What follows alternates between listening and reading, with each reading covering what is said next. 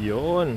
Hey guys, so tonight I'm gonna do a quick Facebook Live video for you guys because I always get this question asked all the time, right? Ano bang mas maganda, Toyota RAV4 or Honda CRV? Now, I've actually made a comparison video in the past. I did a comparison nung Toyota RAV4 XLE Premium versus the CRV EXL. I've done a comparison video nung Toyota XLE versus the Honda CRV Sport. But I realized I don't think I've made a video where I talked about yung base models. So, as you guys know, right, base models are the most affordable trim levels, and usually yun yung tinatawag nating entry level na mga sakyan kasi yun yung pinaka madaling mabili ng kliyente kasi yun yung pinakamura, right? And most of the time when you guys are looking at videos sa YouTube or going sa loob ng mga showroom, hindi pinapakita ng mga dealerships yung mga base model sa loob. Usually yung mga fully loaded kasi nga gusto nga nila na mapawaw kayo, di ba? Sa features na meron yung sasakyan, yung mga, even for example, a quick YouTube search right now sa mga videos, you can see people are always using yung touring ng CRV or yung Black Edition or yung limited ng RAV4 pag gumagawa sila ng mga videos na walkarounds, but nobody ever talks about yung base model. So what I'm gonna do a quick video for you guys. We're gonna go around both vehicles kasi I have the opportunity now to compare side by side. On the right side, you are looking at a Honda CRV LX all-wheel drive, and on the left side, you're looking at the Toyota RAV4 LE all-wheel drive. So again, both of these are the base model vehicles. Ano ba yung kaibahan nilang dalawa? Ano yung meron yung isa, nawala yung isa? What do you think would be better for you, right? As the buyer, as the driver, I'm gonna give you a bit of an idea for price point wise what to expect. One thing I am gonna point out, sa simula pa lang ng video, if you notice the RAV4, meron siyang roof racks.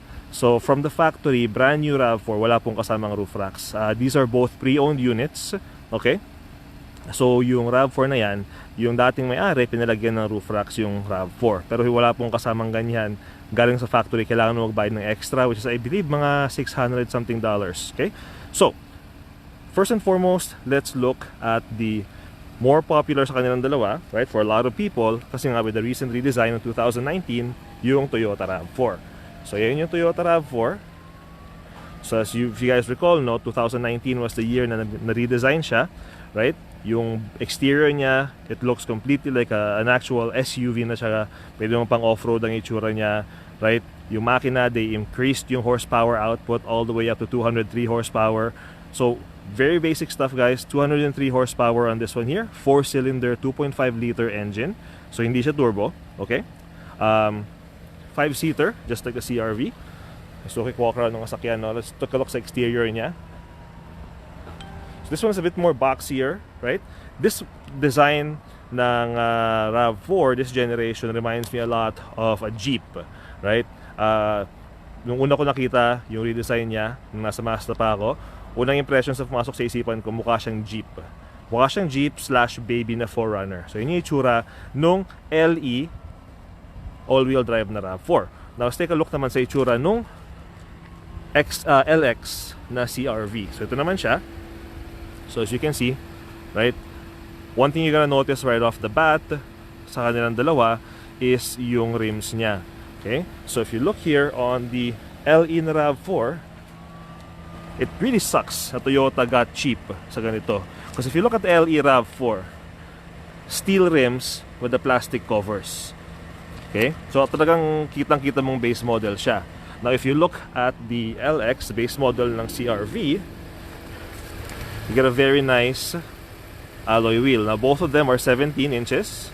Both of them come with all-season tires. But yung style ng gulong pa lang magkaiba na. So yun yung itsura niya. Okay? Now, mechanically speaking naman, the CRV is a 1.5-liter turbocharged engine. Okay? 190 horsepower. Okay? So yun ang pinaka-main difference ng dalawa is what's underneath. Right? So this one here, 1.5-liter turbo.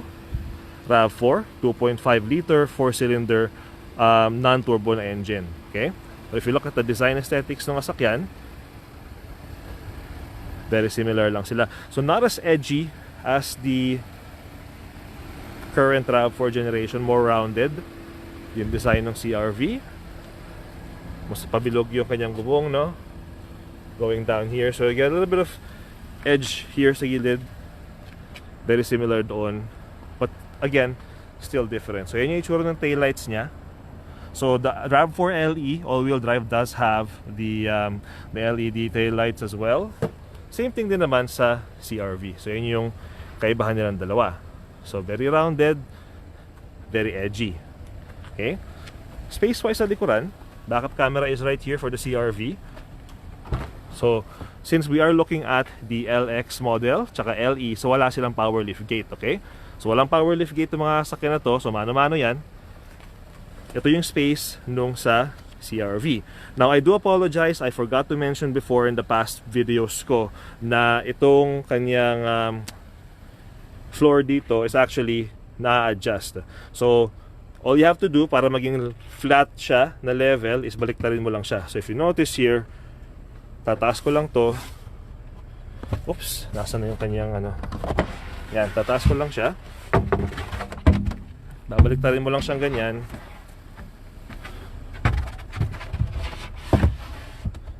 So may konting height.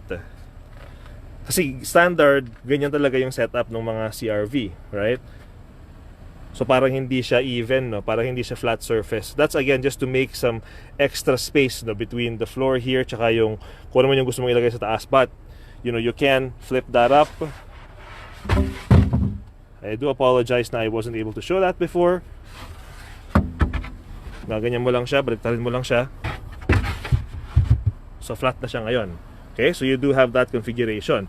Now on the Rav4, so again, since this is the LE base model, all-wheel drive, mano-mano, mas mabigat yung lift gate nito kumpara dun sa CRV, I notice. So sa likod niya, you don't have that option, but at least completely flat na yung likuran niya. So both vehicles do come with the tonneau cover. So ito yung sa Toyota RAV4 na LE. Yung sa CRV meron to, hindi ko lang alam kung saan nila linagay. So as I mentioned earlier, these are pre-owned units. We're only using them for the sake of comparison because they are the same trim level. Okay?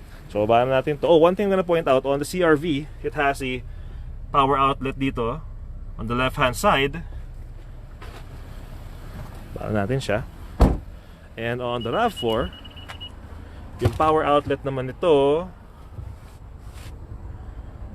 so wala siyang power outlet sa likuran, but it does have a light here, which is actually very convenient, no?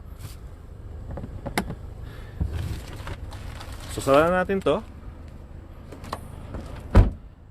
Now, the one thing na I always liked about Toyota, even nung salesperson pala ako sa Toyota, kapag ibili ka ng brand new na Toyota, may kasama na siyang all-weather mats.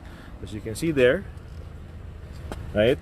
So may kasama na siyang all-weather mats. Lahat ng brand new Toyota ang bibilihin ninyo, meron ng kasamang set ng all-weather mats na custom cut para sa mismong sasakyan.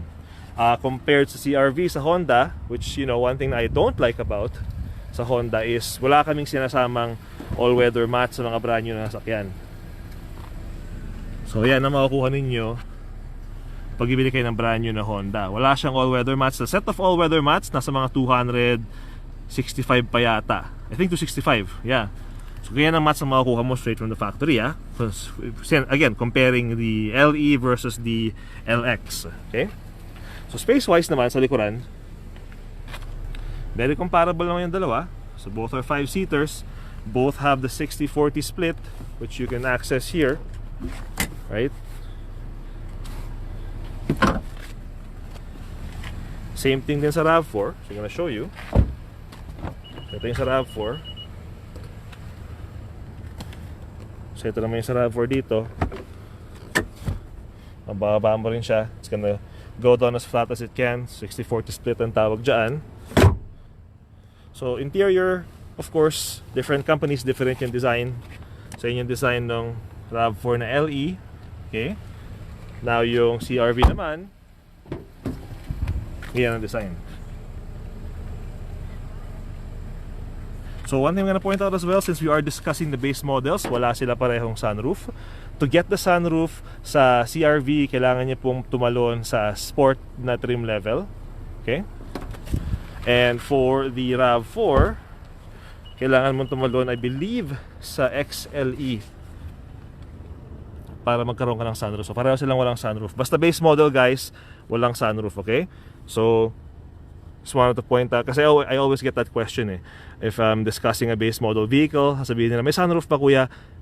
Pag base model lang ang sasakyan, walang sunroof yan. A sunroof is more of a vanity, right? It's something you pay extra for, right?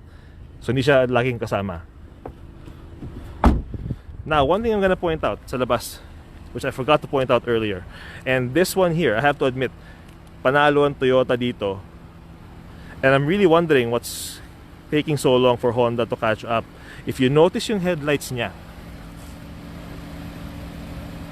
the Toyota RAV4 has the LED headlights and the LED daytime running lights, which makes nighttime driving a lot easier with those kind of headlights. Kumpara dun sa CRV, you have the LED daytime running lights, but you still have the halogen. I believe these are halogen headlamps pa rin, no, on the CRV. You only get the LEDs when you jump to the Touring, I believe, and the Black Edition. So, you know, that's one thing na Honda fixed for the Civic, no? Kasi for years, yung headlights ng Corolla, talong-talo yung headlights ng Civic na base model. But for 2022, going forward, right, in-upgrade na ng Honda yung kanilang headlights for the Civic. So, maganda na rin siya, LED na rin siya. So that's one thing I do want to point out, no? So, non-LED headlights on the LX, LED headlights on the RAV4 LE. Okay? So, punta naman tayo sa passenger side sa harapan. So, this one here, on the passenger side, you have the turn signal lights. On the CRV LX, wala siya. Okay? So you do get the turn signal lights on the sport trim level. So going on the passenger side here, so yan ng ano niya. So wala siyang adjustment, just for the rear lang sa likod. And then of course yung adjustment front and back. And again, yung Toyota branded na all-weather mats, no, kasama siya. So yung loob niya. Tingnan naman natin yung sa LX CRV. So on the LX CRV, same thing din. You got the adjustment for the rear, right? Pero yun yung design naman niya.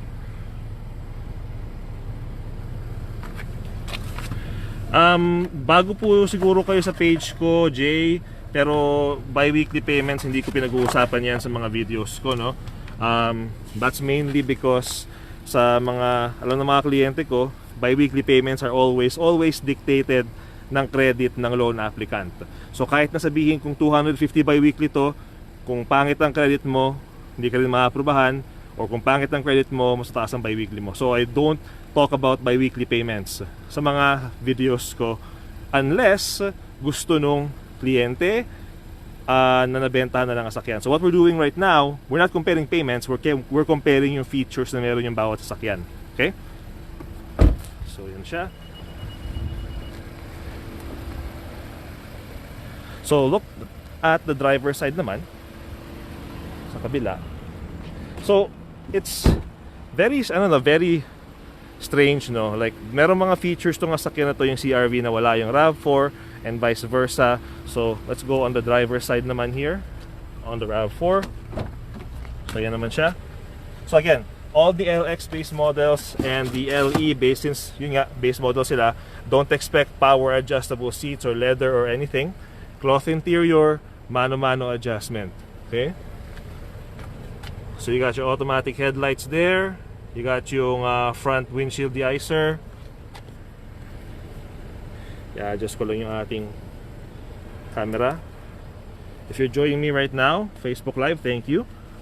It's pretty late na. I just figured I wanted to do this video habang side by side yung dalawang sasakyan. So going inside the vehicle. So this is one of those things na Toyota did right sa opinion ko when they redesigned the CRV, when the RAV4, no? When they made the screen bigger like this. It just gives a more modern look sa sasakyan. It's not as vibrant, it's not as colorful compared to the higher trim levels ng RAV4. I also want to point out, if you have the RAV4 LE, okay? If you have the RAV4 LE, since it is the base model, you don't have the Toyota N-Tune app para i-remote start yung sasakyan using your phone mo. To have that ability na ma-start mo yung sasakyan mo using your cell phone through the Toyota N-Tune app, yung RAV4 mo has to be the XLE Premium and higher trim. Base model, wala siya, hindi siya enabled for that. So even for example, nakita mo dito merong button for the map. Kala mo may GPS yung sasakyan mo. Pinutin mo lang, wala siyang GPS. Okay? So I just wanna bring that to everybody's attention. So, you got a nice modern screen here. Now, one thing I don't like with the Toyota RAV4s, and that's the one thing that I noticed with Toyota over the years na pag base model yung sasakyan, blatantly obvious yung lack of features niya. So, if you notice here, wala siyang dual zone climate controls. Okay? So, you can control yung fan and everything, but wala kang dual zone climate control. Yung driver can't control yung sarili niyang temperature, and then the passenger can't control yung sarili niyang temperature. And the one thing I don't like with this one here, yung temperature adjustment niya, if you look at this guys here, so knob siya, you can't really tell, you don't have a numerical value sa adjustment ng temperature. Tatansyahin mo lang pag para ganyan mo, siguro mainit na yan, baka malamig dito, right? Whereas dun sa CRV, I'm gonna show you guys later, meron siya numeric value. So, it doesn't have the dual zone climate control. Okay? So, yan siya. Also, with the LE na RAV4, wala siyang push button start. So, it's mano-mano, old-fashioned na disusi. Okay? Again, there's nothing wrong with that. It's I'm mentioning the differences between the two models. Okay?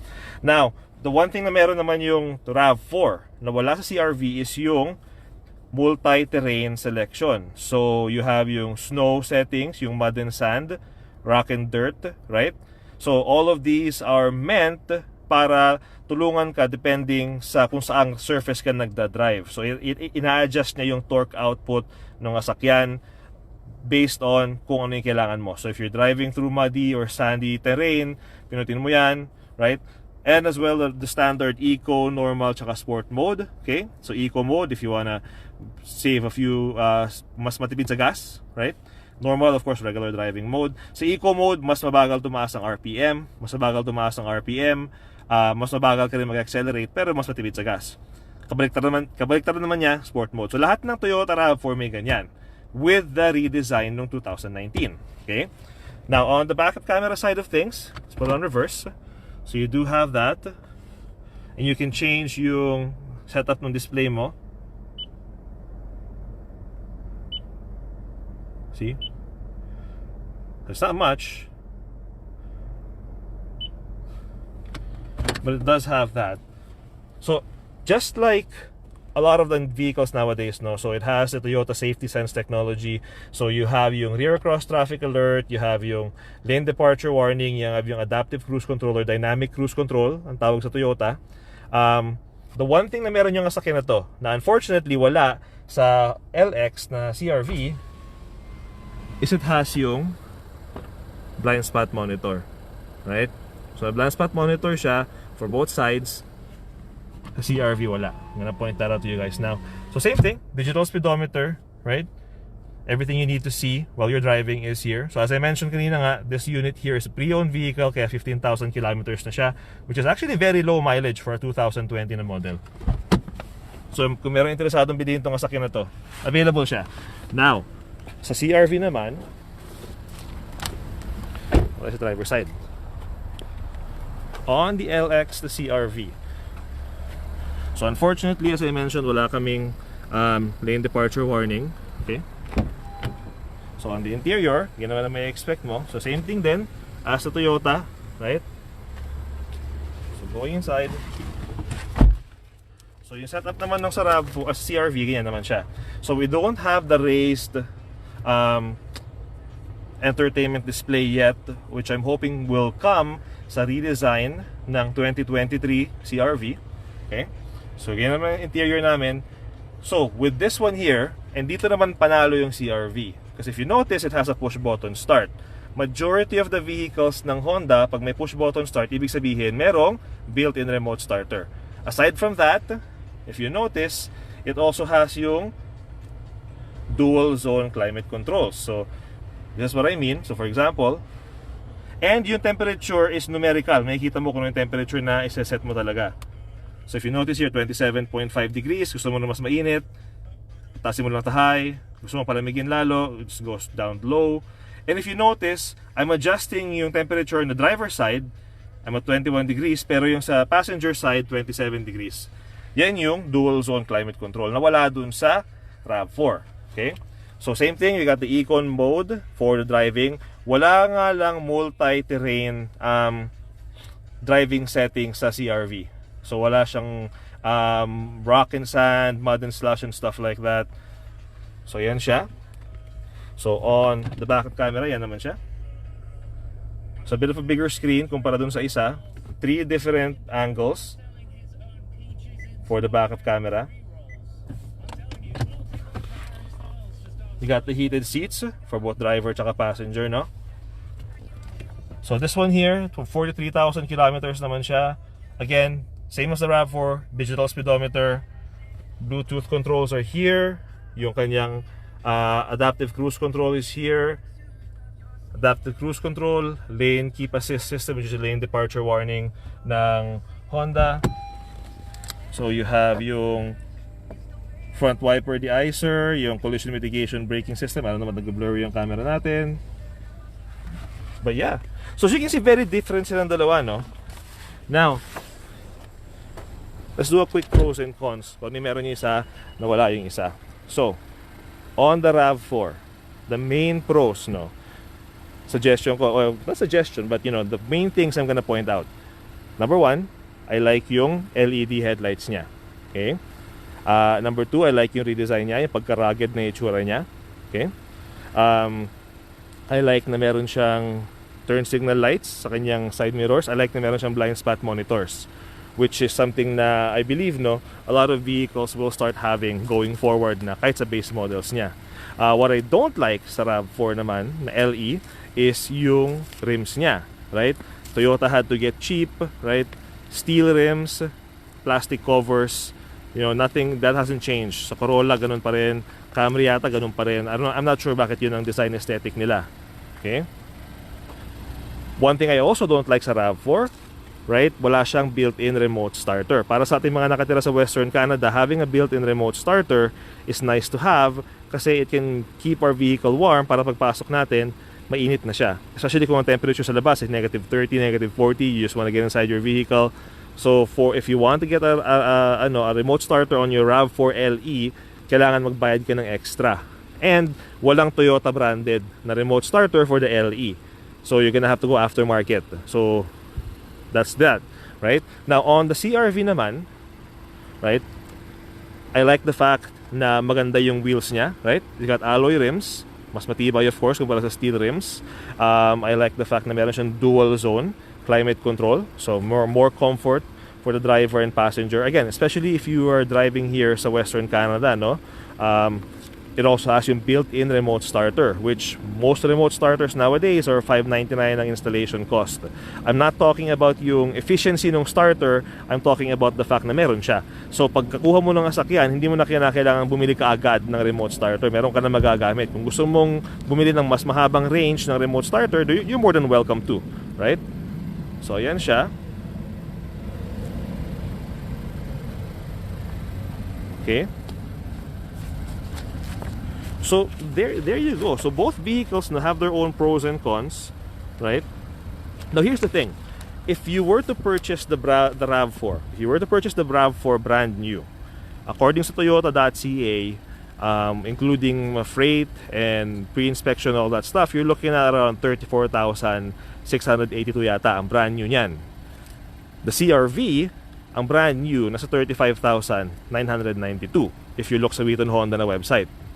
The interesting thing is, yung difference ng price ng dalawa na nasa mga 1,000 lang mahigit, kung gusto mong i-upgrade yung wheels ng RAV4 mo into alloy wheels, Kung order ka sa Toyota for a set of alloy wheels na 17-inch, that's $1,300, $1,395. Tapos kung gusto mo pa siyang palagyan ng remote starter, expect to spend between $599 to $799.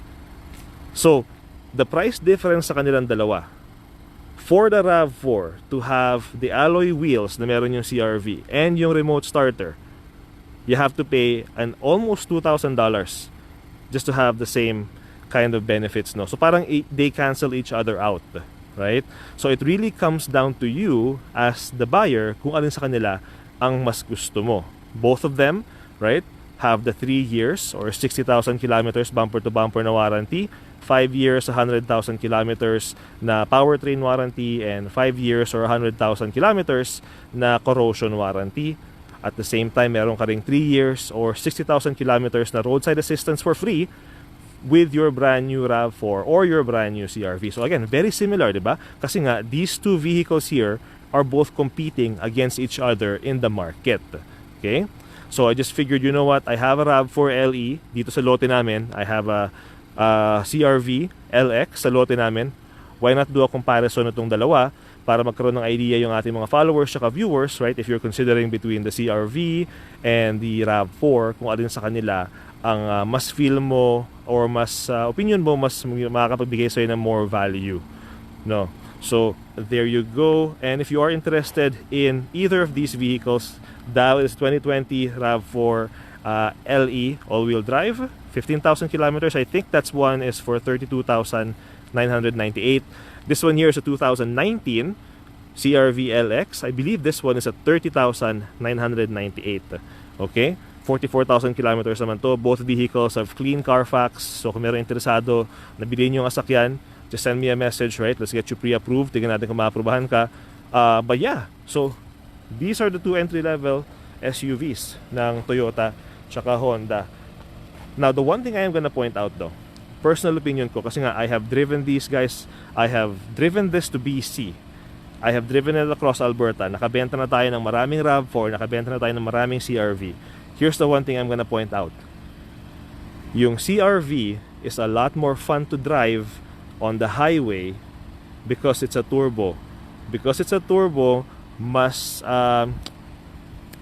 the word I'm looking for, parang mas spirited siya. Mas mabilis siyang umarangkada kumpara dito. So yes, this one has more horsepower, right? But at the end of the day, how often are you gonna find yourself having to use 203 horsepower? Same thing with this, 190 horsepower. How often are you gonna find yourself having to use, you know, a full 190 horsepower? But the CRV was a lot more responsive, was a lot more faster, to get to the speeds na kinakailangan mo if you're driving through highway, right? Specifically, in my mind right now is yung Coquihalla Highway, which is the highway you take from Kamloops to get to Vancouver, yung mountain road. I found na both vehicles are comfortable, but yung turbo na engine ng CRV allowed me to drive, to get to the 120 kilometer speed limit ng Coquihalla faster and maintain yung speed na yon without having to consume so much fuel. Again, those are just my personal thoughts and, you know, based on my experiences having driven these two vehicles. Whatever you feel would be better for you, that's completely up to you as the buyer. So there you go, guys. So hope nagustuhan nyo yung video natin for tonight. Thank you for sticking around and watching it with me. If you are looking for a brand new CRV or a brand new Rav4, I can help you. I can get you the unit. I do want to point out though, we are slowly running out for both the base models ng parehong sasakyan.